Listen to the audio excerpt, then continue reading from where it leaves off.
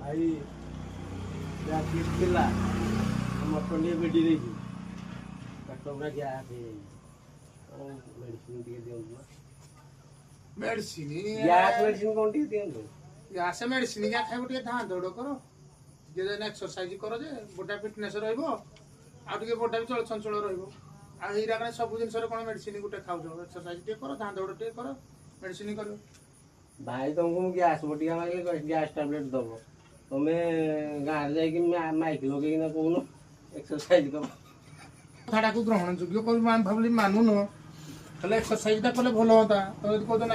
मुझे एक्सरसाइज करी मेडिसिन खाइबी रोग एक तो चिकेन मटन खाइबी ना तो देह को खराब कर मत मांस खाइना